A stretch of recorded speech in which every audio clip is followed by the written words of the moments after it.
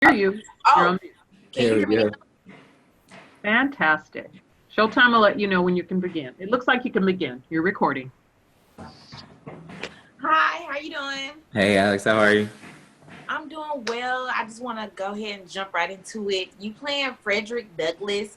It's a different light than we've ever seen Frederick Douglass on this show. And it's hmm very interesting. Why do you feel like this was, a good idea to show Frederick Douglass in his different perspective?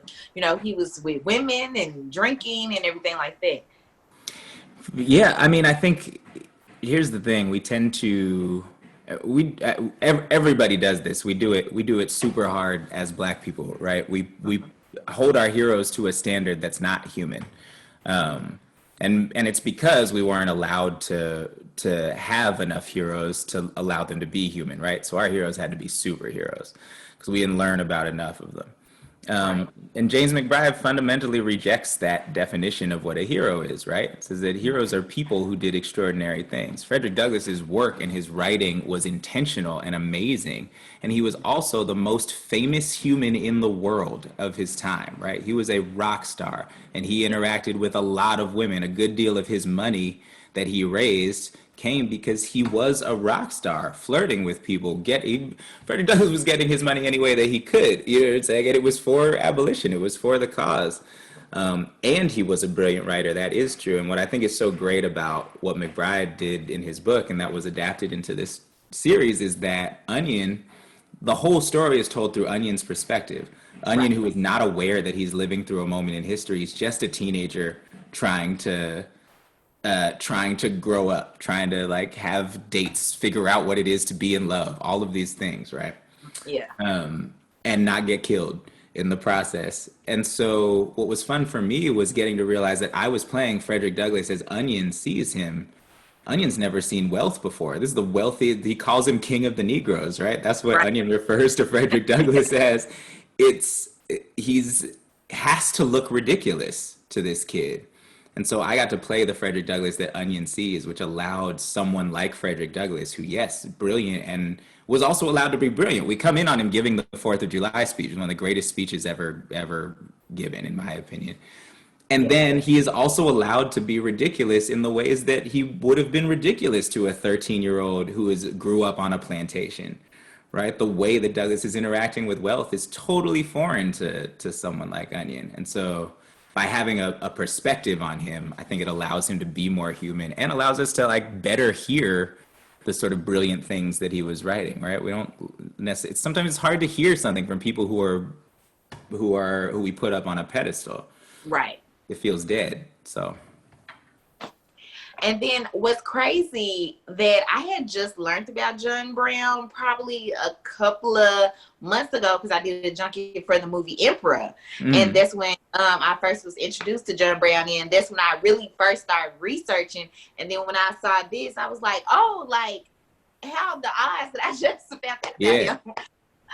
And so I wonder, I guess, well, I'm pretty sure a lot of other people like me, because we didn't learn about this type of stuff in school about, John Brown or, the Harper's Ferry before yeah. the Civil War and things like that. Do you feel if it wasn't a Harper's Ferry, do you think that, I guess, would it not have been a Civil War?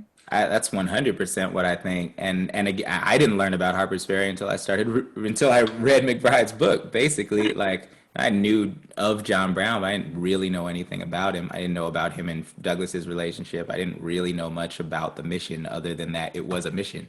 But like, there's a reason I think that we're not taught that, right? It's not. It is a small group of people, like a small sort of ragtag group of people, bringing the country to its knees in Uh-huh. order to abolish slavery with the goal of abolishing slavery. What that showed to the country was that the Civil War would work, Hmm. right? Nobody believed that it would work before. And then John Brown did this and was like, if we can do this, this plus how many other people could actually make this change, right? But nobody believed it before.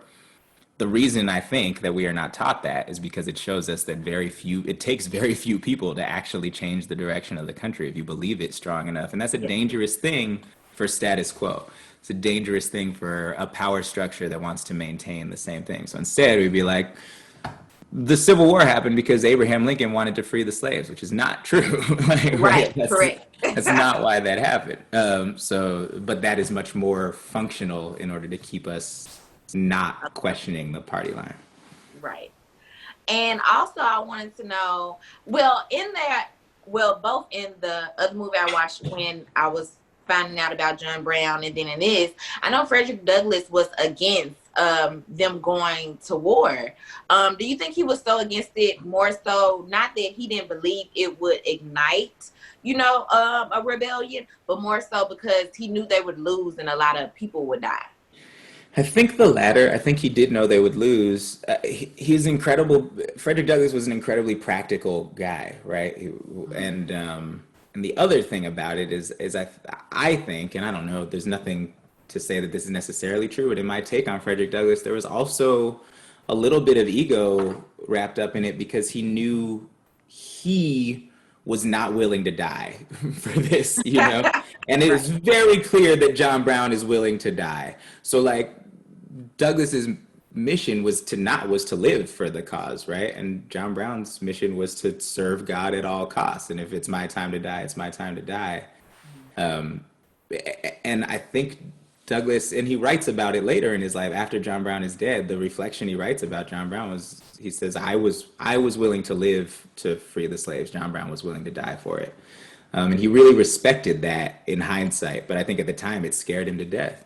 And he didn't know how to wrap his cause, which was really like living very well in the North, like as a relatively wealthy Black person, but like still able to contribute a lot of his life to the cause and really fighting for abolition in ways that were more practical and that didn't involve him dying. Right.